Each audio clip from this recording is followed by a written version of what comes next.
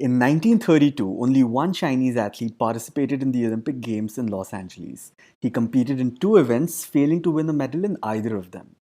4 years later, at the next Olympic Games in Berlin, China sent a delegation of 69 athletes, including a martial arts team that performed in front of Hitler. China once again returned home without a single medal, though.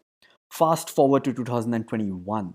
China firmly stands at number one on the Olympic leaderboard, well ahead of the United States, Great Britain, and even the Russian Olympic Committee. What changed? How did China become a leading sports superpower and get to where it is today? This is Siddhant, and welcome to another episode of Let's Do Shots.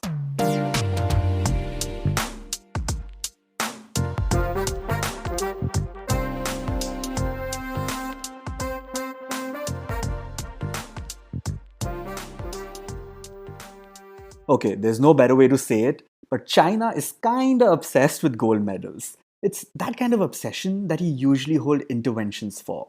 For the Chinese, an Olympic gold is not about gaining fame or vanity, but a matter of national pride. More than an individual goal, it is a collective dream of the entire nation. Today, China pours more money into infrastructure for Olympic training than any other nation in the world. In fact, it is quite notorious for the grueling sports schools run by the government. Thousands of children are recruited and enrolled in these sports schools each year, where they train full time, 6 days a week, and rarely take any breaks to go home. These boring sports academies have sculpted Chinese children into Olympic champions for decades. From the age of 6, thousands of children train 10 hours a day with just one goal in mind: to win a gold medal at the Olympic Games. The pressure to succeed is high, and there's a ruthless focus on events that play to their strengths. If you've followed the Olympics over the years, you would have noticed that the Chinese are exceptionally good at six sports: diving, gymnastics, table tennis, shooting, badminton, and weightlifting. This is not by coincidence. This is strategy. Young athletes are funneled into less prominent sports that the country believes it has the best chances of winning gold medals in. They aim to dominate sports that offer multiple gold medals and sports that are underfunded in the West. For the longest time, China didn't really focus on track and field events because they knew Western countries were far better trained in it. Children in China are scouted from all over the country by recruiters. They visit small towns and villages, testing children against a host of very specific physiological criteria for different events. According to one of these recruiters, the body shape comes first and ability comes second. From height and weight to muscle mass and posture, they look for early signs of an Olympic champion. And a quiet dream is drilled into their heads. Children so young don't even understand the meaning of the word champion. All they know is that they're training to be one, about 10 years into the future. Many critics have said that these intensive training programs are virtually the same as child abuse, but the coaches argue that the education and opportunities that these children are getting are far better than most others. They are pressured, but pampered. Many of these children come from very poor families who live in rural areas, and the program ensures the children's physical and psychological needs are taken care of. In fact, gold medal winners are usually offered a high ranking government job and a hefty sum in prize money nowadays. It's this promise of a bright future that makes parents enroll their children in these schools. But here's the flip side: for most of these kids, the chances of them even making it to the Olympics are actually very slim. Out of every 900 preteen prospects, 899 will never wear an Olympic uniform. Majority of these children will not only have sacrificed their childhood but also their future.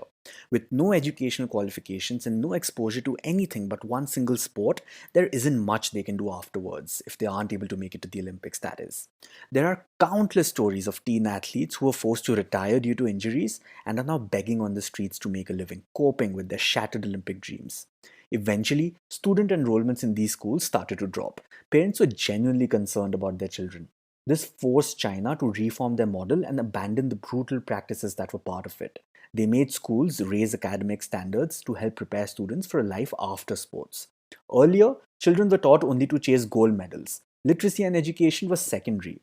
So the country took this step to ensure that sports school students won't come out knowing nothing.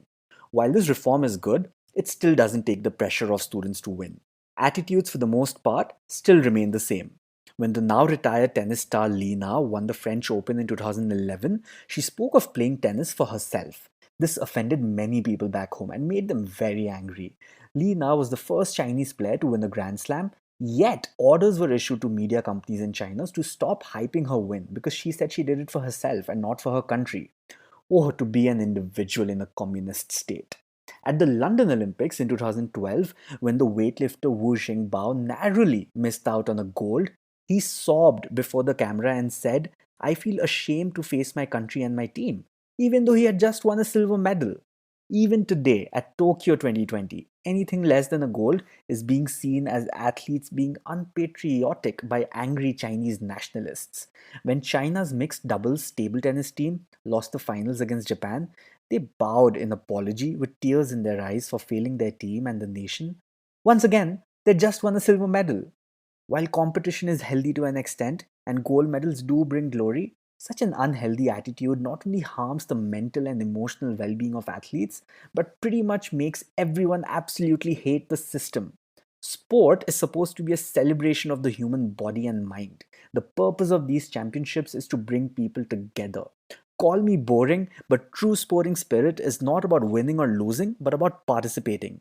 Hopefully, someday this will change and athletes will be respected for doing their best, irrespective of whichever medals they bring home.